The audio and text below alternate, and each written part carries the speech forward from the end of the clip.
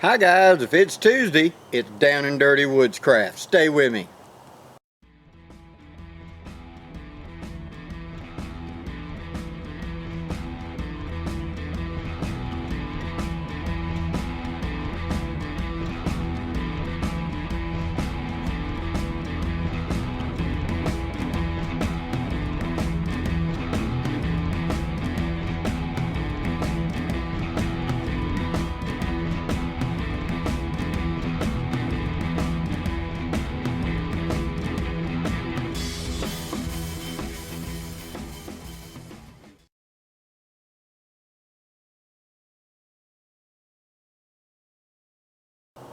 Okay, today we're going to talk about another little piece of kit that you can make, something quick and easy.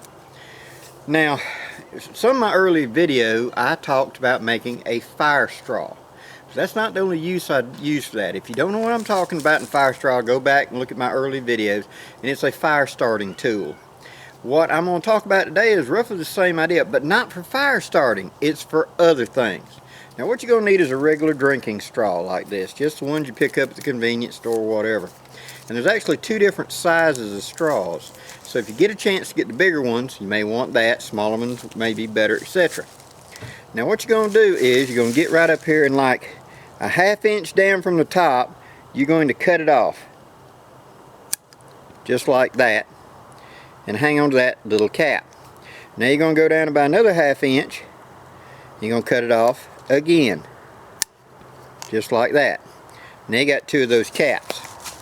Now I need to determine how big a container I need, because what I'm going to use this for is I'm going to carry single use items. For example, in my cooking for canteen cups and stuff, remember I've reduced down in size for my individual cooking portions.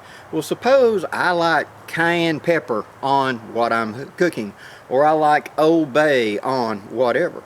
This allows me, if it's something I don't add into the dry mix, for example, putting baking soda into the flour ahead of time for making the pancakes this weekend, but it's something I'm putting into the kit that I don't need a lot of. I don't need a big container of it, but I do want that little So think about a certain coffee creamer I only use with a certain thing, or a certain type of whatever, a dry ingredient.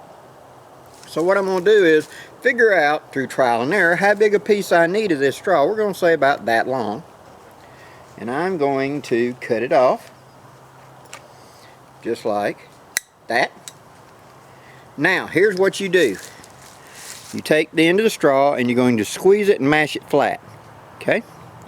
Now, holding it flat with the other hand, I'm going to take my fingernail and I'm going to push between them, and I'm going to fold them together. Okay? Now I'm going to fold it in half, just like that. Let me show that again. I squeeze it flat, I fold it in half. Now I take that squeezed in half and I'm going to make it go halfway side to side. Kind of tight, but you can do it. Just like that.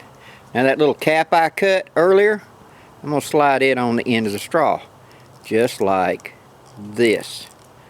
Squeezing and twisting as I go until I slide it up there. Now that's got that end of the straw blocked off. Now I would put my dry whatever, my dry spices, my dry whatever into this. Or it doesn't have to be dry. Suppose I'm taking something to cook and I only need a little bit of oil, a little bit of cooking oil. There you go. A little bit of lard, a little bit of something that does not require refrigeration. I put it into this. I put toothpaste into these before to carry on campouts because I only needed toothpaste a couple of times, and therefore instead of taking a big old tube, I did this. Now I get up here on the other end, I'm going to do the same thing. I'm going to mash it flat, fold it over, mash flat, fold over, mash it flat again, and then I'm going to fold it sideways flat. It's kind of tight with this one because it's a small. I'm going to take that little cap, I'll push the little cap over just like that, and thus that one didn't go on so well on that side, so let me do that again on that top end. There we go. Fold it over, squeeze it in half all the way down, slide my little cap on, just like that.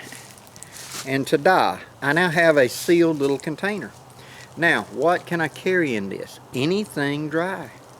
So, I at one time would carry certain spices, and I can write on this with a Sharpie.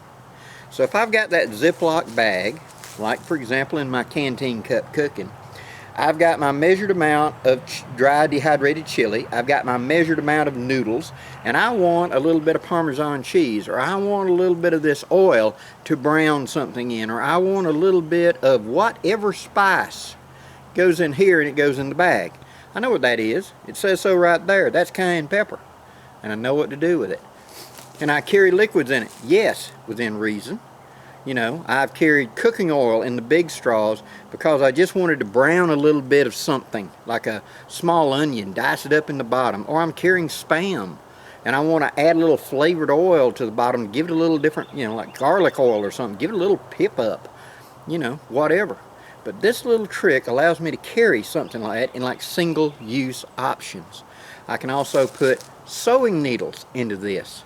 I've taken sewing needles and measure out a good 24 inches and then twist it up onto the needle and put it in one of these and put it in my kit. Because that's not going to stick me. That prevents it from sticking me. But I know what that is in the emergency sewing kit. That's the cayenne pepper. That's the whatever, and I write it on here. I hope this gives you some ideas, guys. Please leave any questions or comments below. And as always, I'm Blackie for Shaman's Forge Woodscraft. Wishing you safe journeys. Have a great day, guys.